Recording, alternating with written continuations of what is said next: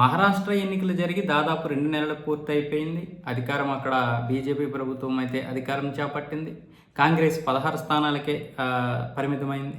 అలాగే అప్పుడు కూడా ఈవీఎంలు అవకతవకలు జరిగాయని రాహుల్ గాంధీ గారు కాంగ్రెస్ పార్టీ కూడా విమర్శించడం జరిగింది. దాన్ని కాంగ్రెస్ కూటమిలో ఉన్నటువంటి మిగతా పార్టీలే విమర్శించడం కూడా జరిగింది. ప్రతిసారి మనం ఓడిపోయిన ప్రతిసారి ఈవీఎంలు అనడం, గెలిచిన ప్రతిసారి మన గొప్పతనం చెప్పుకోవడం కరెక్ట్ కాదు. కర్ణాటక, తెలంగాణ, హిమాచల్ ప్రదేశ్లో మరి మనమే గెలిచాం కదా.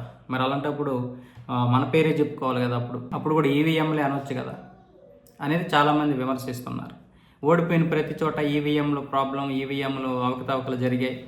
గెలిచిన ప్రతి చోట మా కష్టం ద్వారా మమ్మల్ని ప్రజలు నమ్మారు కాబట్టి ఓట్లు వేశారు, ఇలా చెప్పడం కరెక్ట్ కాదని ప్రతిపక్షాలు అలాగే వాళ్ళ సొంత పార్టీలు కూడా విమర్శించడం జరిగింది. మళ్ళీ ఇప్పుడు 2 నెలల తర్వాత మహారాష్ట్ర ఎన్నికల్లో అవకతవకలు జరిగాయి, చాలా ఫ్రాడ్ జరిగింది. ఖచ్చితంగా ఎన్నికల సంఘం దీని గురించి వివరణ ఇవ్వాల్సి వస్తుంది.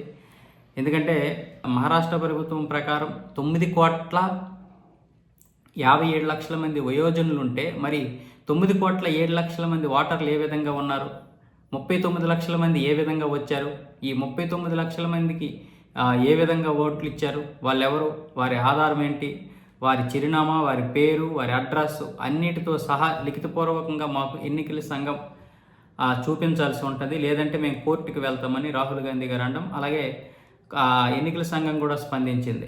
మేము ఖచ్చితంగా రాహుల్ గాంధీ గారి యొక్క విమర్శని గౌరవిస్తున్నాం, ఆయనకి లిఖితపూర్వకంగానే అన్ని ఆధారాలతో సహా కొన్ని పంపించడం జరుగుతుంది.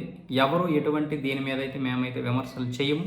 ఏ పార్టీ మమ్మల్ని విమర్శించినా సరే మేము మా పారదర్శకతను చూపిస్తామని కూడా జరిగింది. అయితే ఇక్కడ ఈరోజు ఢిల్లీ ఎన్నికలు జరుగుతున్నాయి, ఖచ్చితంగా కాంగ్రెస్ పార్టీ ఓడిపోతుందని తెలిసి ఈ విధంగా ఇలాంటివి చెప్పడం జరుగుతుందని మిగతా పార్టీలు కూడా ఉన్నాయి. అలాగే మహారాష్ట్ర సీఎం దేవేంద్ర ఫడ్నవీస్ కూడా చెప్పడం జరిగింది. కానీ రాహుల్ గాంధీ గారు ఈరోజు ఢిల్లీలో కాంగ్రెస్ పార్టీ తక్కువ స్థానాల్లో కాదు, అసలు ఒక స్థానమైన గెలిచే అవకాశాలు లేకుండా పోయింది. దీని మీద మనం పట్టు సాధించాలి ఎవరైనా సరే.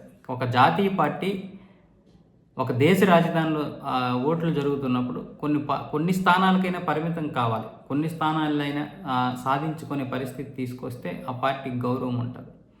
ఇలా ప్రతిసారి ఎన్నికల సంఘాన్ని విమర్శించడం, లేకపోతే తప్పుదారి పట్టించడం, లేకపోతే పొలిటికల్ డైవర్ట్ చేయడం అనేది ఇప్పుడున్న నేషనల్ పార్టీలకైతే చెల్లదు అది. ఎందుకంటే రాహుల్ గాంధీ గారు ఇంకా సాధించాల్సింది, చేసి చూపించాల్సింది చాలా ఉంది.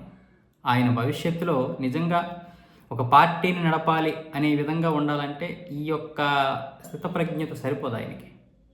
ఇంకా చాలా నేర్చుకోవాలి. ఇప్పుడు ఈ ఢిల్లీ వాటం నుంచి ఏం నేర్చుకోవాలనేది చూడాలి తప్ప ఇంకా పార్టీలు ఎప్పుడు ఈవీఎంలు అంటే మన మీద మనకే చిరాకు వచ్చేస్తుంది.